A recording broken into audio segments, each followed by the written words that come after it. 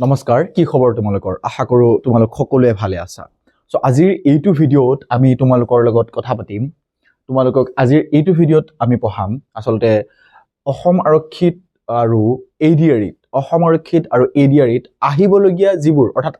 যিবোৰ প্ৰশ্ন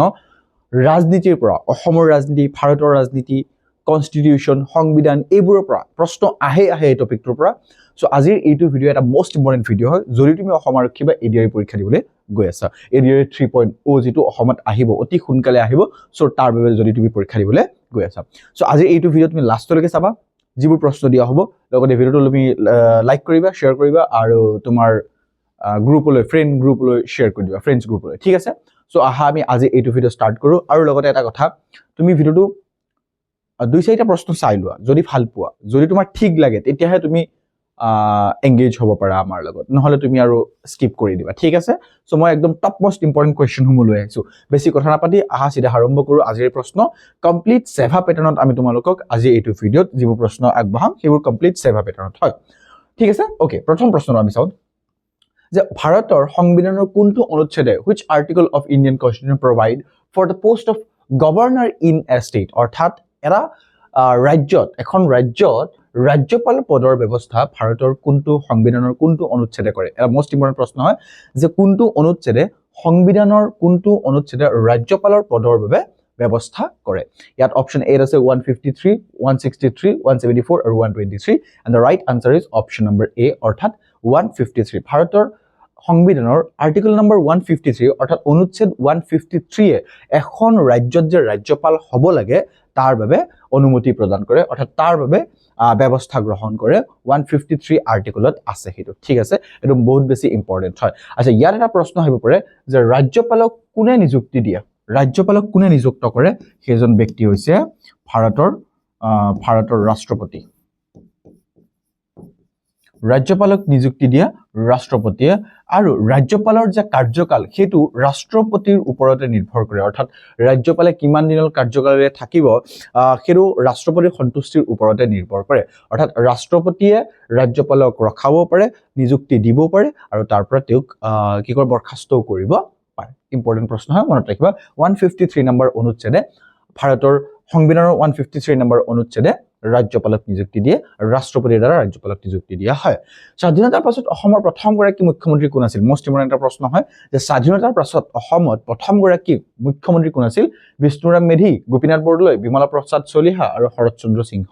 আৰু এই চাৰিজন ব্যক্তিৰ পৰা মোস্ট ইম্পৰ্টেন্ট হয় গোপীনাথ বৰদলৈ আছিল স্বাধীনতাৰ পিছত ভাৰতৰ নহয় প্ৰথম গৰাকী অসমৰ মুখ্যমন্ত্ৰী আছিল আৰু তেওঁ স্বাধীনতাৰ পিছত যিগৰাকী প্ৰথম মুখ্যমন্ত্ৰী আছিল লোকপ্ৰিয় গোপীনাথ বৰদলৈ আসলতে তেওঁক লোকপ্ৰিয় উপাধি দিয়ে তেওঁ যিটো উপাধি প্ৰশ্ন আহে যে তেওঁ কি উপাধিৰে জনা যায় সেইটো হৈছে লোকপ্ৰিয় মনত ৰাখিবা লোকপ্ৰিয় গোপীনাথ বৰদলৈ বুলি আমি সকলোৱে গম পাওঁ সো লোকপ্ৰিয় উপাধিৰে তেওঁক জনা যায় উপাধিৰে তেওঁক জনা যায় ঠিক আছে এটো মনত ৰাখিবা তোমালোকে যে লোকপ্ৰিয় উপাধিৰে তেওঁক জনা যায় ওকে আচ্ছা এটো এনেকে হ'ব নেকি হস্যইকাৰ হ'ব লোকপ্ৰিয় উপাধিৰে গোপীনাথ বৰদলৈক জনা যায় এটো ইম্পৰ্টেন্ট হয় আচ্ছা ইয়াত আৰু এটা প্ৰশ্ন আহে যে গোপীনাথ বৰদলৈ কিমান চনত ভাৰত ৰত্ন প্ৰদান কৰা হয় ভাৰত ৰত্ন মুখ্যমন্ত্ৰী লোকপ্ৰিয় গোপীনাথ বৰদলৈ অসমৰ প্ৰথম গৰাকী মুখ্যমন্ত্ৰীক 1999 চনত মৰণোত্তৰৰ বাবে অৰ্থাৎ পোষ্টহুমিয়াছলি তেওঁক ভাৰত ৰত্ন প্ৰদান কৰা হয় অৰ্থাৎ 1999 চনত তেওঁক ভাৰত ৰত্ন প্ৰদান কৰা হয় মনত ৰাখিবা মৰণোত্তৰৰ বাবে ভাৰত ৰত্ন প্ৰদান কৰা হয় মৰণোত্তৰৰ বাবে এটো মনত ৰাখিবা মৰণোত্তৰৰ বাবে তেওঁক প্ৰদান কৰা হয় লোকপ্ৰিয় গোপীনাথ বৰদলৈক 1999 চনত ভাৰত ৰত্ন প্ৰদান কৰা হয় আৰু মৰণোত্তৰৰ বাবে তেওঁক প্ৰদান কৰা হয় ঠিক আছে এটো ইম্পৰ্টেন্ট হয় প্ৰশ্নটো বহুত বেছি ইম্পৰ্টেন্ট হয় মনত ৰাখিবা যে লোকপ্ৰিয় গোপীনাথ বৰদলৈক কেতিয়া ভাৰত ৰত্ন প্ৰদান কৰা হয় আচ্ছা ইয়াত আৰু এটা মুখ্যমন্ত্ৰী ৰিলেটেড প্ৰশ্ন আহে যে ইয়াত আমি মুখ্যমন্ত্ৰী বুলি পঢ়িলো যে স্বাধীনতাৰ পিছত অসমৰ প্ৰথম গৰাকী মুখ্যমন্ত্ৰী কোন ইয়াত প্ৰশ্ন আহে যে স্বাধীনতাৰ পাছত আৰু অসমত বৰ্তমানলৈকে একমাত্ৰ মহিলা মুখ্যমন্ত্ৰী গৰাকী কোন হেতু প্ৰশ্ন আহে হেতু হৈছে মই ইয়াত লিখি দিছো আনোৱাৰা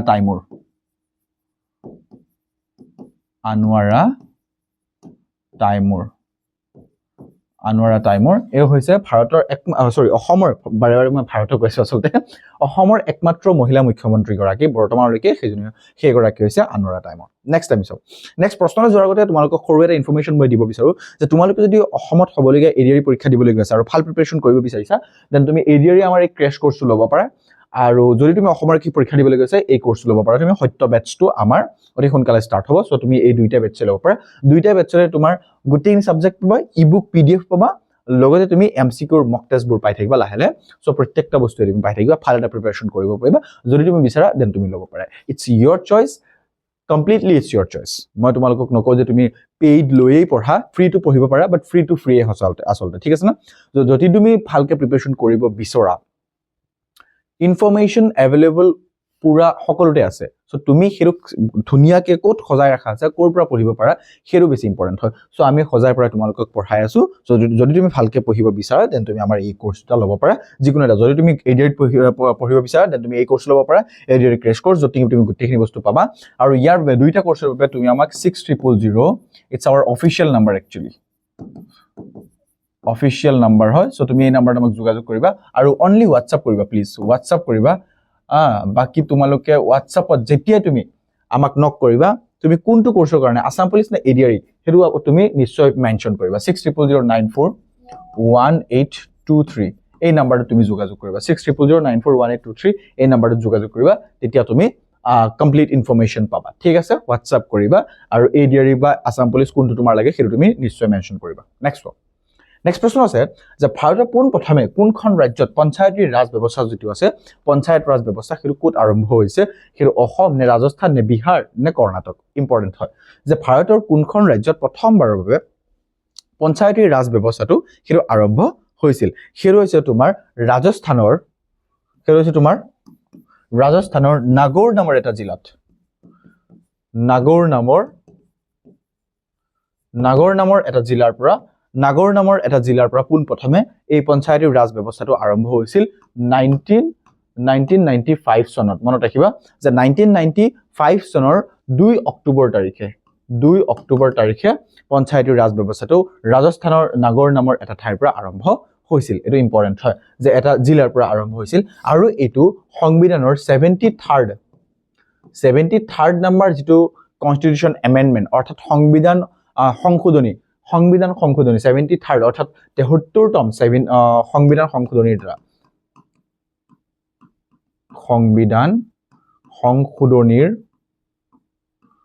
সংশোধনীৰ দ্বাৰা এই পঞ্চায়তী ৰাজ ব্যৱস্থাটো ভাৰতৰ সংবিধানত অন্তৰ্ভুক্ত কৰা হৈছিল এটো মনত ৰাখিবা 1995 চনৰ 2 অক্টোবৰত পোনপ্ৰথমবাৰৰ বাবে ৰাজস্থানৰ নাগৌৰ নামৰ এটা জিলাৰ পৰা পঞ্চায়তী ৰাজ ব্যৱস্থাটো আৰম্ভ হৈছিল আৰু 73rd অৰ্থাৎ 73তম সংবিধান সংশোধনীৰ জৰিয়তে এই বস্তুক ইনক্লুড কৰা হৈছিল ঠিক আছে ইয়াৰ পিছৰ প্ৰশ্নটো আমাৰ আগত আহিছে যে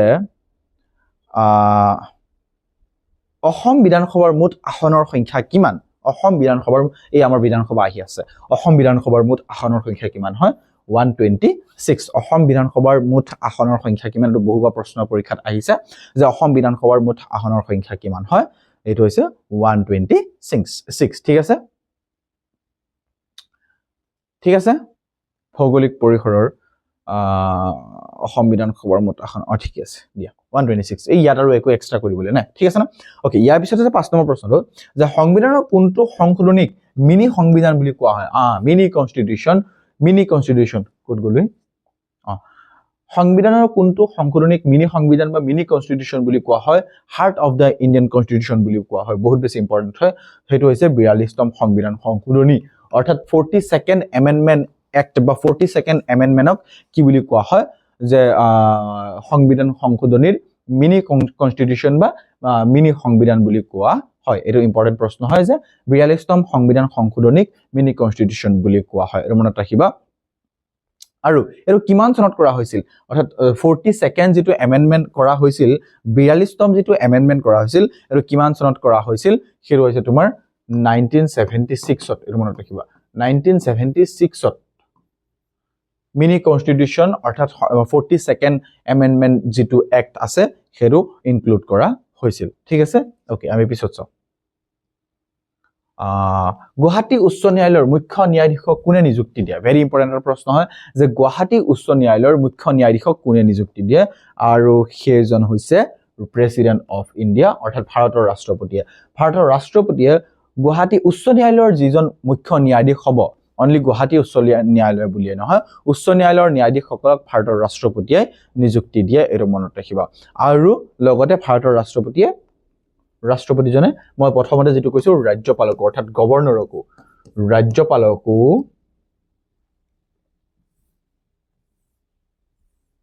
হেই নুমুছে কিয় আচ্ছা গভৰ্ণৰকো ৰাষ্ট্ৰপতিয়ে ৰাজ্যপালকো নিযুক্তি দিয়ে এই দুইটা বস্তু মনত ৰাখিবা ইম্পৰ্টেন্ট হয় ঠিক আছে ইয়াৰ পিছত আমি চাও 7 নম্বৰ প্ৰশ্নলৈ আমি আগবাঢ়ো 7 নম্বৰ প্ৰশ্ন আমাৰ আগত কি আহিছে যে কোন বছৰত অসম চুক্তি স্বাক্ষৰিত হৈছিল ইম্পৰ্টেন্ট প্ৰশ্ন হয় যে কোন বছৰত এটো আমাৰ জনা দৰকাৰ যে কোন বছৰত অসম চুক্তি স্বাক্ষৰিত হৈছিল হেটো হ'ব তোমাৰ 1985 অৰ 15 আগষ্ট 15 আগষ্ট তাৰিখে 1955 অৰ 15 আগষ্ট তাৰিখে ভাৰতৰ সংবিধান বুলি কৈছো যে অসম চুক্তি স্বাক্ষৰিত হৈছিল এটো মনত ৰাখিবা ঠিক আছে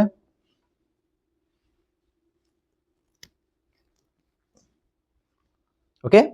মনত ৰাখিবা যে 1985 অৰ 15 আগষ্টত অসম চুক্তি স্বাক্ষৰিত হৈছিল পিছত আছে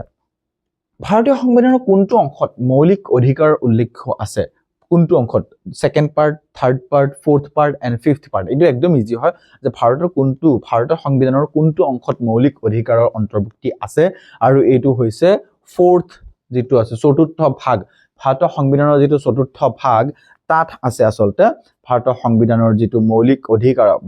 আমাৰ ভাৰতৰ নাগৰিকৰ যেটো মৌলিক অধিকাৰ হেতু হৈছে ফোৰ্থ পাৰ্টত অন্তৰ্ভুক্ত আছে এটো ইম্পৰ্টেন্ট হয় মনত ৰাখিবা বহুত বেছি ইম্পৰ্টেন্ট হয় ঠিক আছে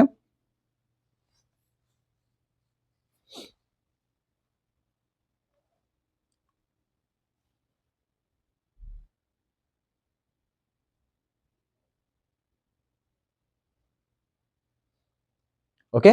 এই ৰৈছে তোমাৰ 4 নম্বৰ পাৰ্টত অন্তৰ্ভুক্ত আছে নেক্সট আমি আগলৈ আগবঢ়ো নেক্সট আছে ইয়াত আৰু এটা বস্তু মই ইনক্লুড কৰি দিও যে ভাৰতৰ সংবিধানৰ কোন কেইটা অনুচ্ছেদ মৌলিক অধিকাৰ অন্তৰ্ভুক্ত কৰা হৈছে কোন কেইটা অনুচ্ছেদত লিখা আছে হেটো হৈছে তোমাৰ অনুচ্ছেদ নম্বৰ তোমাৰ 12 ৰ পৰা 12 ৰ পৰা 35 12ৰ পৰা 35 নম্বৰ অনুচ্ছেদৰ ভিতৰত এই ভাৰতৰ সংবিধানৰ মৌলিক অধিকাৰৰ বিষয়ে উল্লেখ আছে আৰু এই যেটো ইয়াক অৰ্থাৎ ভাৰতৰ সংবিধানৰ যেটো ফোৰ্থ নম্বৰ পাৰ্ট 12ৰ পৰা 35 নম্বৰ অনুচ্ছেদক ইয়াক ভাৰতৰ অনুচ্ছেদৰ মেগনা কাৰ্টা বুলি কোৱা হয় মেগনা কাৰ্টা এক সেকেন্ড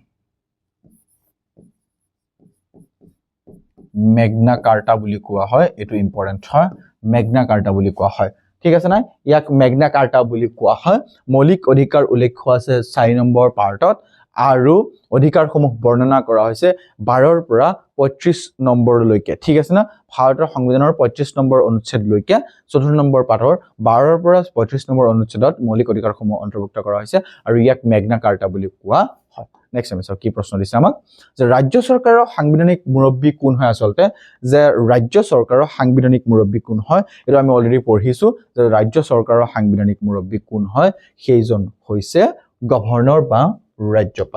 ৰাজ্যপাল বা গভৰ্ণৰজন হৈছে ৰাজ্য চৰকাৰৰ সাংবিধানিক মুৰব্বী it's important very important who is the constitutional head of the state government ৰাজ্য চৰকাৰৰ সাংবিধানিক মুৰব্বী সেইজন হৈছে ৰাজ্যপাল ঠিক আছে ৰাজ্যৰ প্ৰথম গৰাকী আচ্ছা এটা যিকোনো এটা ৰাজ্যৰ ধৰক আমাৰ অসম ৰাজ্যৰ প্ৰথম যিগৰাকী নাগৰিক সেইজন হৈছে ৰাজ্যপাল ঠিক আছে না যেনেকৈ ভাৰতৰ প্ৰথম গৰাকী নাগৰিক হৈছে ৰাষ্ট্ৰপতি ঠিক তেনেকৈ অসমৰ প্ৰথম গৰাকী নাগৰিক হৈছে সাংবিধানিক মুৰব্বী তেওঁ প্ৰথম যিকোনো ৰাজ্যৰ প্ৰথম গৰাকী নাগৰিক হয় কিন্তু প্ৰকৃত কাৰ্যপালিকা ক্ষমতা মুখ্যমন্ত্ৰীৰ নেতৃত্বত থকা মুখ্য মন্ত্ৰী পৰিষদৰ হাতত থাকে অৰ্থাৎ তোমাৰ কথাটো হৈছে কি যে এই ৰাজ্যপাল যিজন একদম ভাৰতৰ অসমৰ বা যিকোনো এটা ৰাজ্যৰ সাংবিধানিক মুৰব্বী হৈছে ৰাজ্যপাল কিন্তু প্ৰকৃত ক্ষমতাটো মুখ্যমন্ত্ৰীৰ লগতে মন্ত্ৰী পৰিষদৰ হাতত থাকে মুখ্যমন্ত্ৰীৰ লগত যেনেকৈ আমাৰ হিমন্ত বিশ্ব শৰ্মাৰ লগত তেওঁৰ মন্ত্ৰী পৰিষদৰ হাততে মেইন যিটো ক্ষমতা হেতু থাকে কিন্তু গভৰ্ণৰ হৈছে মেইন আসলতে ইয়াৰ পিছত আছে লোকসভাৰ সদস্য হ'বলৈ ন্যূনতম বয়স কিমান হ'ব লাগিব এটা একদম ইজি কোৱেশ্চন হয় যে লোকসভাৰ সদস্য হ'বলৈ ন্যূনতম বয়স কিমান হ'ব লাগিব সেইটো হৈছে 25 বছৰ বয়স হ'ব লাগিব অৰ্থাৎ আপুনি যদি লোকসভাৰ সদস্য হ'ব বিচাৰে যদি লোকসভাৰ সদস্য হ'ব বিচাৰা তুমি 25 বছৰ বয়স হ'ব লাগিব আৰু ৰাজ্যসভাৰ বাবে তোমাৰ লাগিব 30 বছৰ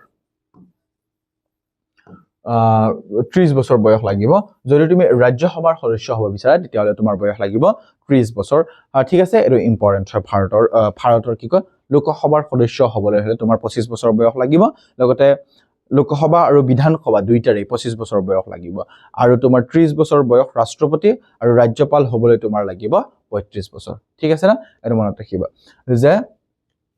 কি কৈছো মই লোকসভাৰ সদস্য হ'বলৈ ন্যূনতম বয়স কিমান হ'ব লাগিব আসলতে 25 বছৰ লোকসভা আৰু ৰাজ্যসভা দুইটাৰে 25 বছৰ বয়স আৰু ৰাষ্ট্ৰপতি হ'বলৈ তোমাৰ লাগিব 30 বছৰ ওকে ৰাষ্ট্ৰপতি হ'বলৈ তোমাৰ লাগিব 30 বছৰ আৰু ৰাজ্যপাল হ'বলৈ গভৰ্ণৰ হ'বলৈ তোমাৰ লাগিব 35 ইয়াৰ্স 35 ইয়াৰ্স মনত ৰাখিবা যে লোকসভা আৰু ৰাজ্যসভাৰ সদস্য হ'বলৈ 25 বছৰ বয়স লাগিব ৰাষ্ট্ৰপতি হ'বলৈ 30 বছৰ আৰু 35 বছৰ বয়স লাগিব তোমাৰ ৰাজ্যপাল হ'বলৈ ইয়াৰ পিছত আছে ৰাজ্যসভাৰ প্ৰধান সভাপতি কোন আসলতে who is the ex officio chairman of the Rajya Sabha ৰাজ্যসভাৰ প্ৰধান সভাপতি অৰ্থাৎ এক্স অফিচিও বুলি কোৱা আছে সেইজন কোন হ'ব ভাৰতৰ ৰাষ্ট্ৰপতি ভাৰতৰ উপৰাষ্ট্ৰপতি প্ৰধানমন্ত্ৰী নে লোকসভাৰ অধ্যক্ষ কোন হ'ব এক্স অফিচিও চেয়াৰম্যান বুজিছা না কথাটো যে প্ৰধান সভাপতি কোন হ'ব ভাৰতৰ যিটো ৰাজ্যসভাৰ প্ৰধান সভাপতি বা এক্স অফিচিও চেয়াৰম্যান সেইজন হ'ব তোমাৰ ভাৰতৰ উপৰাষ্ট্ৰপতি নেক্সট আমি চাওঁ নেক্সট আছে ৰাজ্যিক নীতিৰ নিৰ্দেশনাত্মক নীতিৰ ধাৰণাটো কোনখন দেশৰ পৰা লোৱা হৈছে অৰ্থাৎ the concept of directive principle of state policy DPSP যেটো শৰ্ট ফৰ্মত বুলি কোৱা হয় directive principles of state policy এটো ফুল ফৰ্ম আহি যাব পাৰে DPSP সো এটো হৈছে directive principle of state policy is taken from which country অৰ্থাৎ ৰাজ্যিক নীতিৰ নিৰ্দেশনাত্মক নীতিৰ ধাৰণটো কোনখন দেশৰ পৰা লোৱা হৈছে USA আয়াৰল্যান্ড ব্ৰিটেইন অৰ কানাডা বহুত বেছি ইম্পৰ্টেন্ট হয় আৰু ইয়াৰ শুদ্ধ উত্তৰটো হ'ব আয়াৰল্যান্ডৰ পৰা লোৱা হৈছে অৰ্থাৎ ৰাজ্যিক নীতিৰ নিৰ্দেশনাত্মক নীতিৰ ধাৰণটো আয়াৰল্যান্ডৰ সংবিধানৰ পৰা লোৱা হৈছে আমাৰ ভাৰতৰ সংবিধানটো পৃথিৱীৰ আটাইতকৈ ডাঙৰ লিখিত সংবিধান হয় এটো মনত ৰাখিবা ভাৰতৰ সংবিধানটো পৃথিৱীৰ আটাইতকৈ ডাঙৰ লিখিত সংবিধান ওকে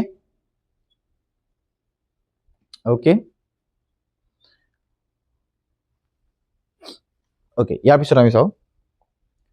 13 নম্বৰ প্ৰশ্ন হৈছে কোন বছৰত অসমৰ গুৱাহাটীত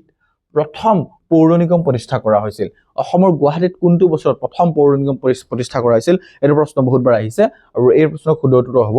অপচন নম্বৰ বি অৰ্থাৎ 1974 চনত প্ৰথমবাৰৰ বাবে গুৱাহাটীত পৌৰ নিগম প্ৰতিষ্ঠা কৰা হৈছিল 1974 চনত মনত ৰাখিবা আৰু 1974 চনৰ ঠিক আছে অসমৰ প্ৰথম মহিলা মুখ্যমন্ত্ৰী কোন আছিল অলৰেডি মই কৈছো সৈয়দা আনোৱাৰা তাইমুৰ বুলি কৈছো মই অথনি সৈয়দা বুলি লিখা নাছিলো সৈয়দা আনোৱাৰা তাইমুৰ হৈছে অসমৰ প্ৰথম গৰাকী মহিলা মুখ্যমন্ত্ৰী ইয়াৰ পিছত ভাৰতীয় সংবিধানৰ কোনখন অনুসূচিত অসম মেঘালয় ত্ৰিপুৰা আৰু মিজোৰামৰ জনজাতীয় অঞ্চলৰ প্ৰশাসনৰ বিষয়ে উল্লেখ আছে অৰ্থাৎ ভাৰতৰ সংবিধানৰ কোনটো অনুসূচিত আচলতে যে ভাৰতৰ সংবিধানৰ কোনটো অনুসূচিত আচলতে অসমৰ মেঘালয়ৰ ত্ৰিপুৰা আৰু মিজোৰামৰ জনজাতীয় অঞ্চলৰ প্ৰশাসনৰ বিষয়ে অৰ্থাৎ এডমিনিষ্ট্ৰেচনৰ বিষয়ে উল্লেখ কৰা আছে এটো হৈছে কোনটো অনুচ্ছেদৰ বিষয় কোনটো অনুসূচী বুলি কৈছে ষষ্ঠ অনুসূচী অৰ্থাৎ 6th শিডিউল যেটো আছে সেইটোত অসম মেঘালয় ত্ৰিপুৰা আৰু মিজোৰাম জনজাতীয় অঞ্চলৰ লোকসকলৰ প্ৰশাসনৰ বিষয়ে উল্লেখ আছে লোকসভাৰ অধ্যক্ষই তেওঁৰ পদত্যাগ পত্ৰ কাৰ ওচৰত দাখিল কৰিব The Speaker of Lok Sabha address his resignation letter to whom অৰ্থাৎ লোকসভাৰ অধ্যক্ষই কাৰ ওচৰত কি কৰিব কাৰ ওচৰত পদত্যাগ পত্ৰ দাখিল কৰিব সেইজন হৈছে কি হ'ব ডেপুটি স্পিকাৰ অৰ্থাৎ লোকসভাৰ উপ অধ্যক্ষ বুলি কোৱা হয় অৰ্থাৎ লোকসভাৰ অধ্যক্ষই deputy speaker of deputy speaker of লোক সভা অৰ্থাৎ লোকসভাৰ উপ অধ্যক্ষক তেওঁ পদত্যাগ পত্ৰ দাখিল কৰিব ভাৰতীয় সংবিধানৰ অভিভাৱক হিচাপে কোনে কাম কৰে অভিভাৱক এইটো ইম্পৰ্টেণ্ট প্ৰশ্ন হয় who acts as the guardian of the Indian constitution ভাৰতীয় সংবিধানৰ অভিভাৱক হিচাপে কোনে কাম কৰে প্ৰথম হৈছে সংসদটো নহয় ইয়াৰ পিছত হৈছে supreme court and this is the right answer অৰ্থাৎ ভাৰতীয় সংবিধানৰ অভিভাৱক হিচাপে কোনে কাম কৰে সুপ্ৰিম কোৰ্টে ভাৰতীয় সংবিধানৰ অভিভাৱক হিচাপে কাম কৰে এইটো ইম্পৰ্টেণ্ট হয় ঠিক আছে এইটো বহুত বেছি ইম্পৰ্টেণ্ট হয় নেক্সট আমি চাওঁ যে ৰাষ্ট্ৰপতিয়ে ৰাজ্যসভালৈ কিমানজন সাংসদক মনোনীত কৰিব পাৰে এইটো বহুত বেছি ইজি হয় যে ৰাষ্ট্ৰপতিয়ে ৰাজ্যসভালৈ কিমানজন সাংসদক মনোনীত কৰিব পাৰে সেইটো হৈছে 12 জন সাংসদক মনোনীত কৰিব পাৰে 12 জন সাংসদক মনোনীত কৰিব পাৰে সদস্যক আচলতে ভাৰতীয় বা 12 জন সদস্যক মনোনীত কৰিব পাৰে সংসদৰ দুটা অধিৱেশনৰ মাজত সৰ্বাধিক কিমান দিনৰ বিৰতি থাকিব পাৰে অৰ্থাৎ what is the maximum gap allowed between two sessions of parliament দুইটা সেশনৰ মাজত দুইটা অধিৱেশনৰ মাজত সংসদৰ দুইটা অধিৱেশনৰ মাজত maximum কিমান দিনৰ গ্যাপ থাকিব পাৰে এটা ইম্পৰ্টেন্ট প্ৰশ্ন হয় যে maximum কিমান দিনৰ গ্যাপ থাকিব পাৰে আৰু সেইটো হৈছে তোমাৰ maximum 6 মাহৰ গ্যাপ থাকিব পাৰে অৰ্থাৎ maximum 6 মাহৰ মূৰে মূৰে সংসদত অধিৱেশন কৰিবই লাগিব ওকে ইয়াৰ পিছত আছে অসমত স্বায়ত্তশাসিত পৰিষদসমূহ কোনটো ব্যৱস্থাৰ অধীনত গঠিত হয় অসমত স্বায়ত্তশাসিত পৰিষদসমূহ অৰ্থাৎ in Assam the autonomous council are formed under which provision অৰ্থাৎ কোনটো পৰিষদৰ কোনটো ব্যৱস্থাৰ অধীনত কোনটো আইনী ব্যৱস্থাৰ অধীনত গঠিত হয় article number 376 schedule article 356 or 7 schedule অসমত স্বায়ত্তশাসিত পৰিষদসমূহ কোনটো ব্যৱস্থাৰ অধীনত গঠিত হয় আৰু সেইটো হ'ব কি সেইটো হৈছে তোমাৰ 6 schedule option number B is the right answer অৰ্থাৎ 6 শিডিউল ষষ্ঠ অনুসূচী 6 নম্বৰ অনুসূচীৰ দ্বাৰাই অসমত স্বায়ত্তশাসিত পৰিষদসমূহ গঠন কৰা হয় ইয়াৰ পিছত হৈছে তোমাৰ ভাৰতৰ ৰাষ্ট্ৰপতিয়ে কোনে শপত বাক্য পাঠ কৰা অৰ্থাৎ ভাৰতৰ ৰাষ্ট্ৰপতি কোনে শপত বাক্য পাঠ কৰে ভাৰতৰ মুখ্য ন্যায়াধীশে এইটো ইম্পৰ্টেন্ট প্ৰশ্ন হয় যে ভাৰতৰ মুখ্য ন্যায়াধীশে ভাৰতৰ ৰাষ্ট্ৰপতিক শপত বাক্য পাঠ কৰে এটা ইম্পৰ্টেন্ট হয় ঠিক আছে আৰু যদি কেতিয়াবা ভাৰতৰ ৰাষ্ট্ৰপতিৰ শপত বাক্য পাঠ কৰোতে ভাৰতৰ মুখ্য ন্যায়াধীশ তেওঁ অনুপস্থিত থাকে তেতিয়াহ'লে তেওঁৰ অনুপস্থিতিত ভাৰতৰ যিজন ৰাষ্ট্ৰপতি হ'ব তেওঁক ন্যায়ালয়ৰ জ্যেষ্ঠ ন্যায়াধীশে ইয়াত আছে নে জ্যেষ্ঠ ন্যায়াধীশ তেওঁক ন্যায়ালয়ৰ জ্যেষ্ঠ ন্যায়াধীশে ভাৰতৰ মুখ্য ন্যায়াধীশৰ বাহিৰে যদি মুখ্য ন্যায়াধীশ নাথাকে তেতিয়াহ'লে জ্যেষ্ঠ ন্যায়াধীশে তেওঁক শপত বাক্য পাঠ কৰাব কাক ৰাষ্ট্ৰপতিক এটা ইম্পৰ্টেন্ট হয় ঠিক আছে ওকে 44তম অৰ্থাৎ 44th সংবিধান সংশোধনীৰ দ্বাৰা কোনটো মৌলিক অধিকাৰক বিলুপ্তি কৰা হৈছিল অৰ্থাৎ কোনটো ফান্ডামেন্টাল ৰাইট আমাৰ সংবিধানৰ পৰা বিলুপ্তি কৰা হৈছিল কিমান নম্বৰ সংশোধনীৰ দ্বাৰা 44 নম্বৰ সংবিধান সংশোধনীৰ দ্বাৰা কোনটো মৌলিক অধিকাৰক বিলুপ্ত কৰা হৈছিল আৰু সেইটো হৈছে সম্পত্তিৰ অধিকাৰ বৰ্তমানে আছে সমতাৰ অধিকাৰ স্বাধীনতাৰ অধিকাৰ কোনৰ বিৰুদ্ধে অধিকাৰ বাট এইটো বিলুপ্ত কৰা হৈছিল ৰাইট টু প্ৰপাৰ্টি অৰ্থাৎ সম্পত্তিৰ অধিকাৰ এটো বিলুপ্ত কৰা হৈছিল কোনটো অনুচ্ছেদৰ অধীনত ৰাষ্ট্ৰপতিয়ে ৰাষ্ট্ৰীয় জৰুৰীকালীন অৱস্থা ঘোষণা কৰে এজন ৰাষ্ট্ৰপতি এটা কান্ট্ৰি এটা দেশৰ ৰাষ্ট্ৰপতিয়ে কোনটো অনুচ্ছেদৰ অধীনত কোনটো অনুচ্ছেদত ইয়াৰ বিষয়ে আছে যে এজন ৰাষ্ট্ৰপতিয়ে কি কৰিব পাৰিব তোমাৰ জৰুৰীকালীন অৱস্থা ঘোষণা কৰিব পাৰিব জৰুৰীকালীন অৱস্থা হিৰো অনুচ্ছেদ হৈছে আৰ্টিকেল নম্বৰ 352 অৰ্থাৎ 352 নম্বৰ অনুচ্ছেদৰ অধীনত ৰাষ্ট্ৰপতি এজনে জৰুৰীকালীন ব্যৱস্থা ঘোষণা কৰিব পাৰে জৰুৰীকালীন অৱস্থা বড়োলেণ্ড টেৰিটৰিয়েল কাউন্সিল অৰ্থাৎ বিটিসি ইনফৰমেশন কি কয় বহুত বেছি ইম্পৰ্টেন্ট হয় যে বিটিসি ফুল ফৰ্ম কি দা বড়োলেণ্ড টেৰিটৰিয়েল কাউন্সিল বিটিসি কোন চনত গঠন কৰা হৈছিল বহুত বেছি ইম্পৰ্টেন্ট হয় যে বিটিসি কিমান চনত গঠন কৰা হৈছিল বিটিসি গঠন কৰা হৈছিল 2003 চনত বিটিসি কিমান চনত গঠন কৰা হৈছিল 2003 চনত গঠন কৰা হৈছিল আৰু আচ্ছা ইয়াত লগতে আৰু এটা প্ৰশ্ন আহে যে বিটিসি 2003 চনত কিমান তাৰিখে গঠন কৰা হৈছিল এটো ইম্পৰ্টেন্ট হয় কিমান তাৰিখে এক্স্যাক্টলি তাৰিখটো খুলি দিব পাৰে আজিকালিটো আমি পঢ়ি আছো যে কিমান বছৰ কিমান চনত কি হৈছে সেইবোৰ পঢ়ি আছো বাট এক্স্যাক্টলি যদি তোমাক খুলি দিয়া বলে কিমান তাৰিখে গঠন কৰা হৈছিল তে তুমি উত্তৰ দিব লাগিব সেইটো হৈছে 10 ফেব্ৰুৱাৰী অৰ 10 ফেব মই এনেকৈ উল্টা কিনাৰৰ পৰা লিখি আছো হেকানে এনেকুৱা হৈছে 10 ফেব্ৰুৱাৰী তাৰিখে বড়োলেণ্ড টেৰিটৰিয়েল কাউন্সিল 10 ফেব্ৰুৱাৰী 2003 চনত বড়োলেণ্ড টেৰিটৰিয়েল কাউন্সিল গঠন কৰা হৈছিল আৰু ইয়াৰ যেটো সদৰ হয় সেইটো হৈছে কোকৰাঝাৰ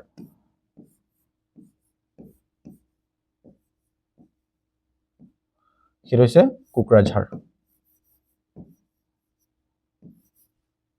বাহৰে লিখি দিছো দি এতিয়া আৰু কি হল বাওহাতে লিখি দিছো সিধা কেনেকে মই বাওহাতে লিখাৰো ট্ৰাই কৰিব পাৰো ভাল লিখা দেখোন এটোকে দেখোন ঠিকে আছে দিয়া যিয়ে নহওক ওকে বিদেশী কিমান চনত গঠন কৰা হৈছিল 2003 চনৰ 10 ফেব্ৰুৱাৰীত okay next question is here 25th number question পৌৰ নিগমৰ মুৰব্বী কোনে এটো ইম্পৰ্টেন্ট কোৱেশ্চন হয় who is the head of the municipal corporation municipal corporation অৰ্থাৎ পৌৰ নিগমৰ মুৰব্বী কোন হয় আয়ুক্ত মেয়ৰ सरपंच या সংগ্ৰাহক অৰ্থাৎ কালেক্টৰ পৌৰ নিগমৰ কোন হয় পৌৰ নিগমৰ যিজন হ'ব সেইজন হৈছে মেয়ৰ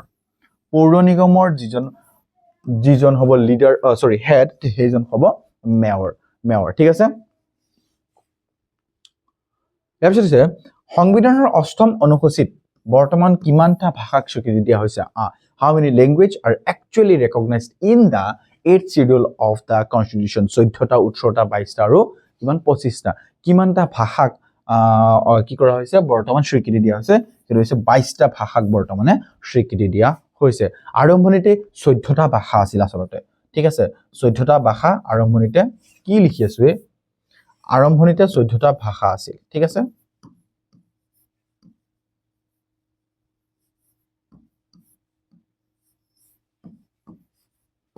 আৰম্ভণিতে 14টা ভাষা আছিল সৰি বেয়া নাপাবা মই আসলতে এটো ঠিক কৰা নাই এনেকে লিখিব লাগে নহয় 14টা ভাষা আছিল আৰম্ভণিতে 14টা ভাষা বাট বৰ্তমানে 8th শিডিউলৰ আন্ডাৰত ভাষা সৰকাৰি ভাষা হিচাপে 22টা ভাষা কি কৰা হৈছে যে ইয়াক স্বীকৃতি দিয়া হৈছে অসমীয়া আৰু বড়ো ভাষাও ইয়াৰ অন্তৰ্গত মনত ৰাখিবা যে এই যে 22টা ভাষা এই 22টা ভাষাৰ ভিতৰত আমাৰ অসমৰ যেটো আসামিজ আৰু বড়ো এই দুইটা ল্যাঙ্গুৱেজক স্বীকৃতি দিয়া হৈছে মনত ৰাখিবা ওকে নেক্সট এপিসোড ভাৰতত একক নাগৰিকত্বৰ ধাৰণাটো কোৰ পৰা লোৱা হৈছে বা কাৰ পৰা ধাৰ কৰা হৈছে ভাৰতত যেটো একক নাগৰিকত্বৰ ধাৰণা হেতু কাৰ পৰা লোৱা হৈছে এটো ইম্পৰ্টেন্ট প্ৰশ্ন হয় যে ভাৰতৰ একক নাগৰিকত্বৰ ধাৰণাটো কোৰ পৰা লোৱা হৈছে আৰু হেতু হৈছে ব্ৰিটেইন আৰু ইউকেৰ পৰা মনত ৰাখিবা ব্ৰিটেইন আৰু ইউকেৰ পৰা একক নাগৰিকত্বৰ ধাৰণাটো ভাৰতে ধাৰ কৰি আনিছে ওকে পিছত চাও আমি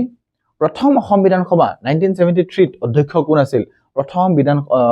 প্ৰথম অসম বিধানসভাৰ অধ্যক্ষ কোন আছিল বসন্ত কুমাৰ দাস এটো মনত ৰাখিবা প্ৰথম অসম বিধানসভাৰ অধ্যক্ষ কোন আছিল বসন্ত কুমাৰ দাস ইয়াৰ পিছত আমি চাও পঞ্চায়ত আৰু পৌৰসভাৰ নিৰ্বাচন কোনটো সংস্থাই পৰিচালনা কৰে panchayat which body conducts election to the panchayat and municipalities অৰ্থাৎ পঞ্চায়ত আৰু পৌৰ নিগমৰ নিৰ্বাচন কোনটো সংস্থাই পৰিচালনা কৰে ভাৰতৰ নিৰ্বাচনী আয়োগ ৰাজ্যিক নিৰ্বাচন আয়োগ জিলা দণ্ডাধীশ আৰু ৰাজ্যপাল কোনটো হেতু হ'ব কি ৰাজ্যিক নিৰ্বাচনী আয়োগে পঞ্চায়ত আৰু মিউনিচিপাল কৰ্পোৰেচন বা মিউনিচিপাল যেটো আছে মিউনিচিপালিটি অৰ্থাৎ পঞ্চায়ত আৰু পৌৰ নিগম নিৰ্বাচনৰ কি কৰে কৰিছিল ন কোনটো সংস্থা পৰিচালনা কৰে ৰাজ্যিক নিৰ্বাচন আয়োগে পৰিচালনা কৰে and the 30 number question is ভাৰতীয় সংবিধানৰ প্ৰস্তাৱনা কোন কেইটা শব্দৰে আৰম্ভ হৈছে ভাৰতৰ সংবিধানৰ প্ৰস্তাৱনা যেটো এটো কোন কেইটা শব্দৰে আৰম্ভ হৈছে আৰু হেতু হৈছে ফেমাস কেইটামান ওয়াৰ্ড হেতু হৈছে we the people of India আমি ভাৰতীয় জনসাধাৰণ we the people of India এই শব্দটোৰে ভাৰতৰ সংবিধানৰ প্ৰস্তাৱনাটো আৰম্ভ হৈছে হয় না ওকে সো বন্ধু-বান্ধৱীসকল আজি এইটো ভিডিওত মই তোমালোকক কিমান প্ৰশ্ন দিছো it's 30 question yes 30 question 30 number প্ৰশ্ন আহিছে না মই তোমালোকক 30টা প্ৰশ্ন দিছো আৰু এই গুটেখিনি প্ৰশ্ন ইম্পৰ্টেন্ট হয় যিমান প্ৰশ্ন মই তোমালোকক এতিয়ালৈকে পঢ়াইছো বহুত বেছি ইম্পৰ্টেন্ট হয় তোমাৰ পৰীক্ষাৰ কাৰণে ঠিক আছে সো আজি এইটো ভিডিও মই ইয়াতে শেষ কৰিব বিচাৰিছো ধন্যবাদ এই ভিডিওটো ইমানখিনি চোৱাৰ বাবে তোমাৰ লগত মই আকৌ লগ পাম আৰু এটা ভাল ভিডিও তেতিয়ালৈকে তুমি যদি ভিডিওটো ভাল পাইছা তেতিয়া লাইক শেয়াৰ সাবস্ক্ৰাইব নিশ্চয় কৰিবা আৰু যদি তোমাৰ প্ৰয়োজন তেতিয়া হলে তুমি আমাৰ লগত জয়েন কৰিব পাৰা ওকে থ্যাংক ইউ সো মাচ জয় আই অসম